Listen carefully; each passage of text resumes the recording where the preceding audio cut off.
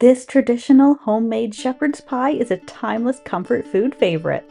This is the ultimate comfort food recipe with a rich, savory meat filling, tender veggies, and a thick layer of creamy mashed potatoes baked until golden on top. So if you've been searching for an easy dinner recipe that's hearty, budget-friendly, and perfect for feeding a hungry family, you're in the right place. This shepherd's pie is simple, satisfying, with no fancy steps or equipment. This is good old-fashioned comfort food. It's a complete meal all in one dish.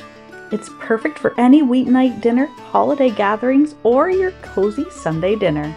It's cozy, satisfying, and full of traditional flavor. So let's get into the kitchen. This is how I make a shepherd's pie. To start this recipe, I'm going to wash and mince 1 medium onion, 1 rib of celery, and 2 carrots. I'm actually going to do this in a food processor and just pulse it a few times to get a fine dice. And I've opted to switch out my onion for shallot, just because I prefer the flavor of shallots, but either will work great in this recipe. Now I already have a large Dutch oven preheated to medium heat. I'm going to coat the bottom with about a tablespoon or so of extra virgin olive oil.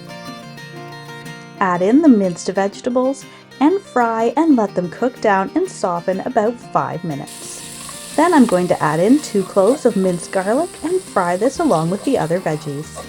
Meanwhile, I'm going to slice a 1/4 pound of mushrooms. Add these to the pot and let them cook down with the rest of the veggies. And at this point, you can add a little more oil if needed. I'm going to place the lid on the pot and allow the vegetables to cook down about 5 minutes. Now that everything is nice and browned, I'm going to add in 1 pound of ground lamb. Stir this into the vegetables to break it up and cook until there's no pink left. Now traditionally, shepherd's pie was actually a leftovers dish. So the meat in this dish would have been previously cooked roast lamb. It was finely chopped or minced and mixed in with the gravy and vegetables. But today we're going to be using freshly cooked ground lamb because it's easier and more convenient. Now that the meat is cooked, I'm going to sprinkle on top 2 tablespoons of all-purpose flour and stir this into the mixture. Add in 1 can of tomato paste, 2 teaspoons of Worcestershire sauce, and 1 cup of frozen peas. And to bring all the sauce together, I'm going to stir in 1 cup of water. Since lamb has a pretty strong flavor, water is really all you need to bring this gravy sauce together.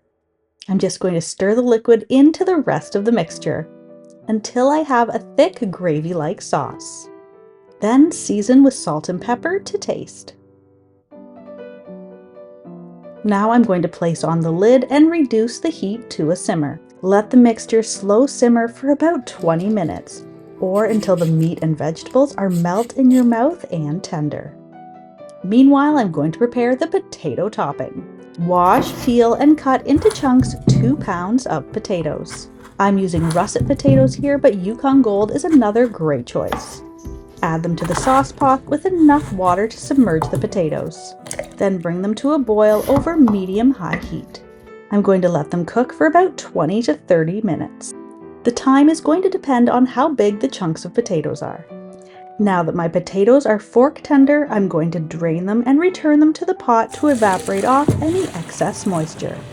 Then you can mash the potatoes with either a potato masher or a ricer. A potato ricer will give you silky smooth, lump-free potatoes.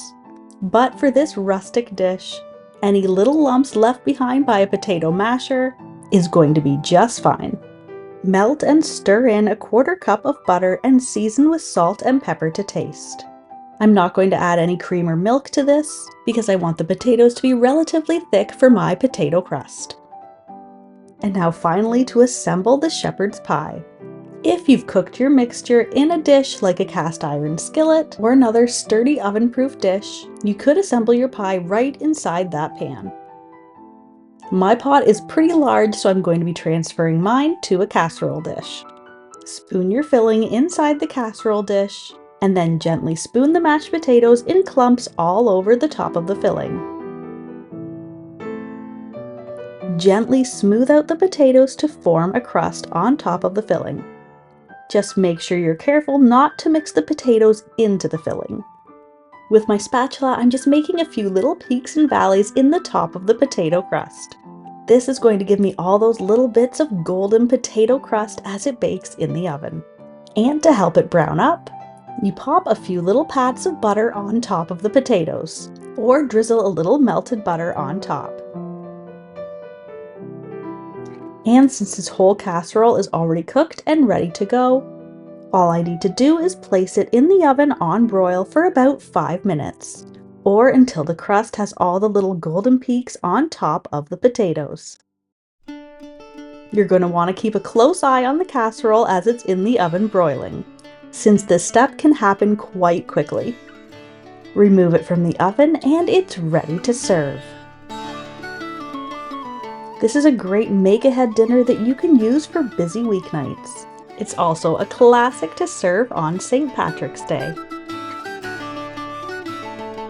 This is always a hit at our family dinner table, because nothing says comfort like a bubbling dish of classic, easy shepherd's pie. And if you can't find any ground lamb, you can absolutely still make this recipe with ground beef. It bakes up perfectly cozy and satisfying as a classic cottage pie. And as always, you can find a link to the full written recipe in the description box below. Enjoy! If you're a fan of deliciously simple vintage recipes and old-fashioned skills, then you'll want to check out this next video. Thanks for stopping by.